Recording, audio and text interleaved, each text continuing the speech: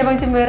Saya dengan Dr. Atika Purnamasari dan rekan saya, Dr. Herman Bagus Trianto. Kami berdua adalah dokter Spesialis penyakit dalam. Saat ini pengendalian COVID-19 dari pemerintah antara lain dengan memaksimalkan tes, lalu melakukan penelusuran atau dengan trace, dan juga memberikan pengobatan yang dibutuhkan, memaksimalkan fasilitas APD, fasilitas rawat inap isolasi, dan juga mempersiapkan ketersediaan vaksin. Selain itu, peran masyarakat juga diharapkan dengan memakai masker, mencuci tangan, menjaga jarak, menjauhi kerumunan, dan membatasi mobilisasi atau disebut dengan 5M. Kalian sudah vaksin belum? Yuk kita bahas pada pertemuan YouTube kita kali ini.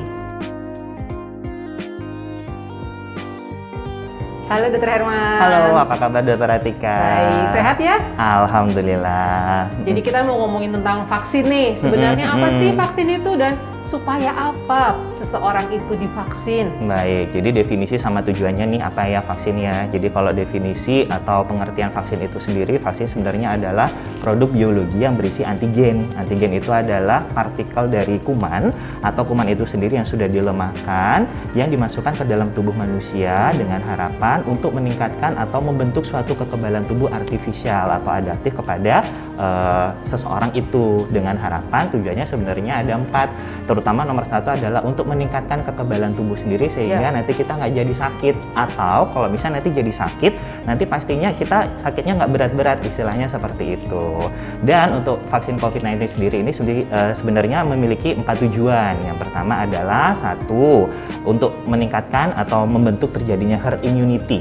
Jadi itu adalah suatu kekebalan kelompok di mana kalau misalnya banyak orang yang divaksin, nantinya seluruh masyarakat di Indonesia nantinya akan kebal. Minimal itu harus 70% dok, betul. 70% dari penduduk Indonesia dari ya? Total populasi di Indonesia. Kemudian yang kedua adalah untuk mengurangi morbiditas dan mortalitas, yaitu kita tahu sendiri nih dok, angka kesakitan dan kematian akibat COVID-19 ini sebenarnya cukup tinggi di Indonesia. Jadi makanya untuk mengakhiri itu atau membantu mengurangi, kita memerlukan vaksin sebagai salah satu metodenya. Kemudian yang ketiga adalah, ini yang paling penting juga, yaitu adalah untuk mengurangi dampak sosial ekonomi. Kita tahu sendiri nih udah setahun ke belakang, bahkan sampai COVID-19 ulang tahun ini ternyata pendapatan di Indonesia itu udah mulai menurun, bahkan perkembangan ekonomi udah mulai turun ini. Jadi kalau kita lihat minus, banyak orang yang di PHK dan segala macam. Akibatnya ya itulah, jadi ekonomi mulai turun juga. Oleh karena itu mungkin kita juga harus memikirkan strategi apa sih salah satunya supaya kita bisa memutus pandemi COVID-19 ini dengan segera. Harapannya dengan diputus segera, ekonomi bisa pulih kembali seperti sebelum pandemi, begitu. Jadi pada beberapa masyarakat yang sudah pernah terkena COVID saat pandemi kemarin tetap harus vaksin ya dokter ya? Sebenarnya iya dok, jadi kita harus tahu nih berdasarkan beberapa penelitian ternyata antibodi anti COVID-19 itu sebenarnya bervariasi antara 1 bulan sampai dengan maksimal banget itu 3 bulan tergantung dari virulensi dan patogenisitas dari kuman itu sendiri.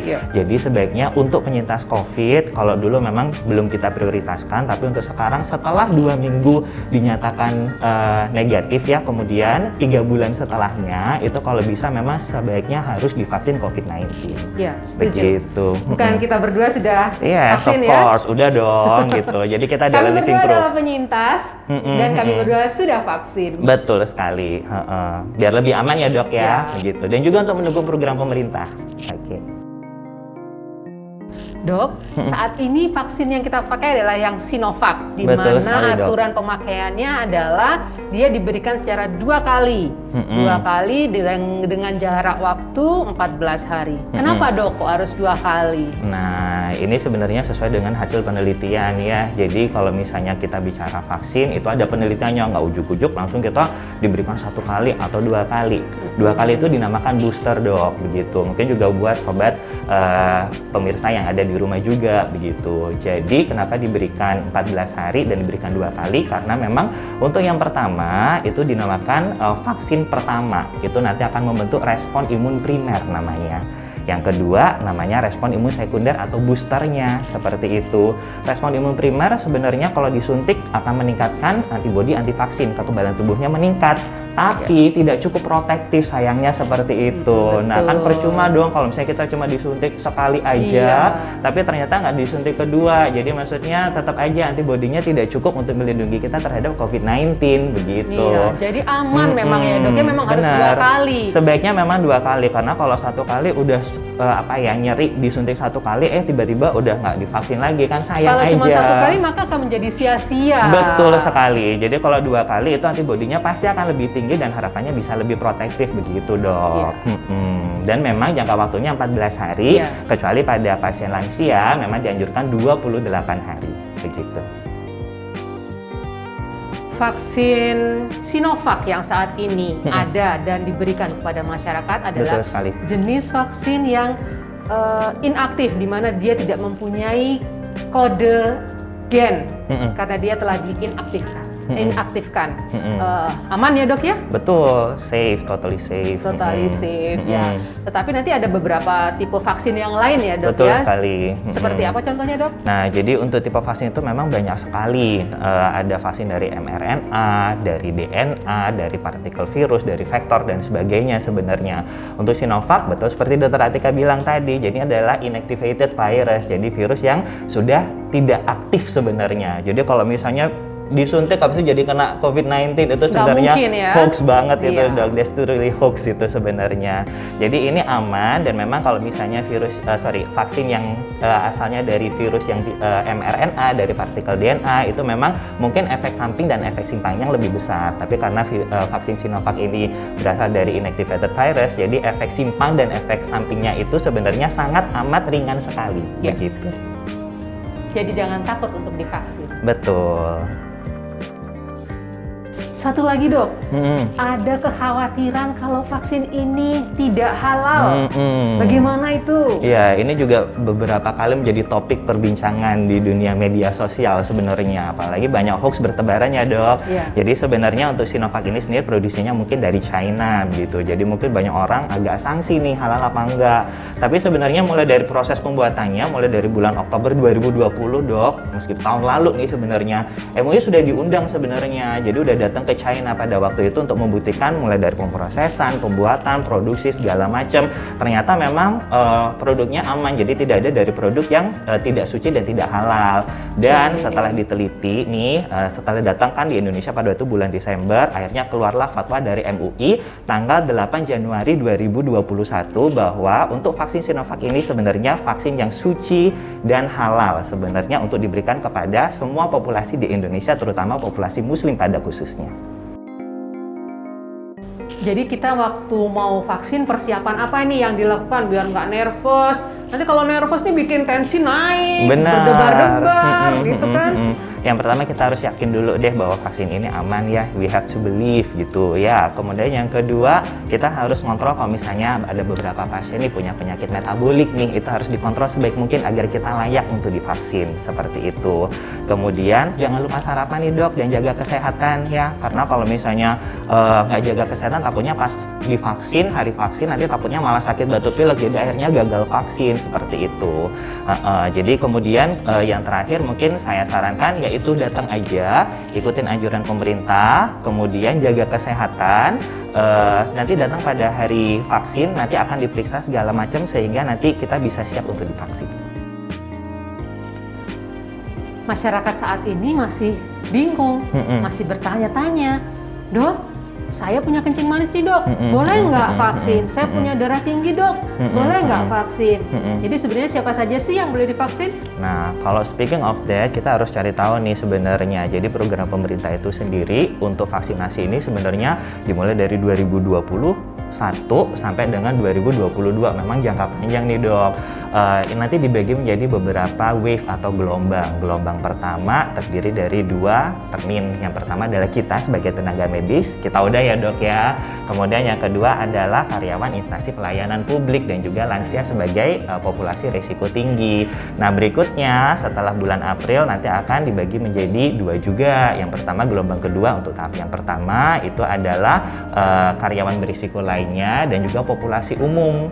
Jadi harapannya herd immunity bisa tercapai nih dok untuk 70%-nya. 180 juta orang harus divaksin di Indonesia. Nah, menjawab pertanyaan dokter tadi, mungkin juga rekan-rekan juga pengen tahu nih siapa yang boleh divaksin. Jadi ada beberapa kriterianya. Itu ada checklistnya dok. Nanti kalau misalnya di di meja vaksin yang kedua.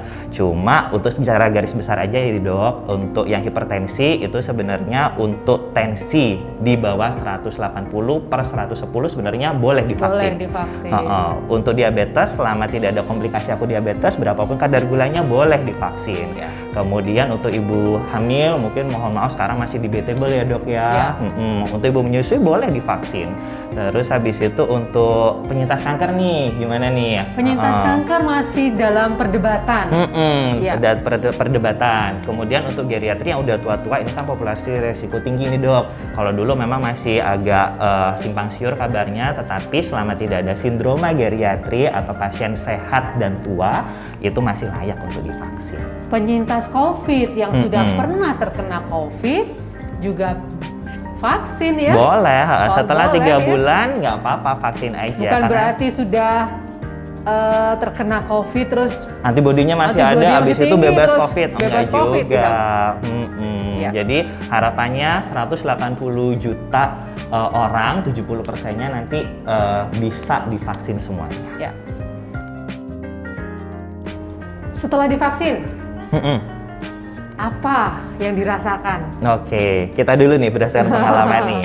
Atau mungkin gini deh, dari kalau misalnya berdasarkan teori, semua vaksin sama ya. Pada anak kecil, balita kan juga ibu-ibu mungkin udah paham nih sebenarnya apa sih reaksi setelah vaksin ya, yang dinamakan dengan KIPI. Ada reaksi yang lokal, ada reaksi yang sistemik sebenarnya dok. Kemudian untuk yang reaksi lokal itu biasanya nyeri pada bekas suntikan, itu paling sering ya. Untuk yang sistemik biasanya malaise, jadi kayak agak greges-greges gitu ya. Kemudian agak capek-capek dikit. Kemudian mungkin kalau misalnya saya pribadi nih mungkin ngerasa lebih lapar dan lebih ngantuk nih ceritanya begitu. Ada juga mungkin yang merasa demam-demam ringan tapi sebenarnya tanpa pengobatan nanti akan sembuh dengan sendirinya seperti itu. Jadi nggak perlu khawatir ya. Ada juga sih sebenarnya mungkin adalah reaksi alergi dan itu memang unpredictable sebenarnya. Tetapi untuk reaksi alergi ini setelah vaksin ada meja observasi selama 30 menit. Jadi nggak usah takut untuk divaksin karena ada tenaga medis yang siap begitu. Dan ini memang bukan karena dari vaksinnya sendiri, karena memang dari diri kita sendiri sebenarnya. Ya. Kebanyakan mungkin reaksinya psikosomatis nih. Psikosomatis nih sebenarnya. Jadi agak nervous, gelisah, kayak gitu-gitu aja sih dok sebenarnya begitu. Dan we are living proof. Jadi bahwa kita udah divaksin, udah 2 kali vaksin dan ternyata nggak ada efek simpang yang aneh-aneh sebenarnya. Gitu. Satu lagi nih dok. Ada fenomena masyarakat yang sudah divaksin dan merasa merdeka. Betul. Dibukalah itu masker karena dia sudah merasa sudah divaksin 2 kali. Oke. Gimana tuh? Jadi tidak menerapkan protokol 5M setelah divaksin. Itu sebenarnya suatu hal yang big no-no sebenarnya. Jadi kalau misalnya kita lihat, vaksin adalah salah satu strategi dari pemerintah untuk memutus mata rantai COVID-19.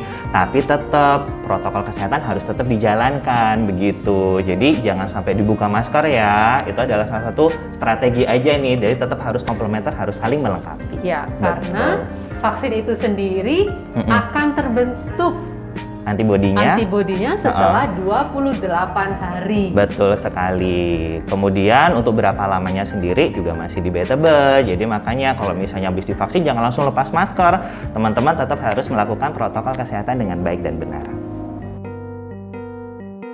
Oke, demikian penjelasan dari kami.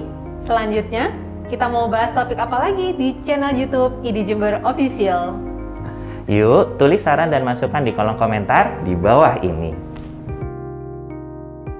Terima kasih sudah menonton. Jangan lupa like, subscribe, serta aktifkan notifikasi pada video ini agar kamu menjadi yang pertama mengetahui video kita selanjutnya. Sampai jumpa. Masyarakat sehat, masyarakat sejahtera.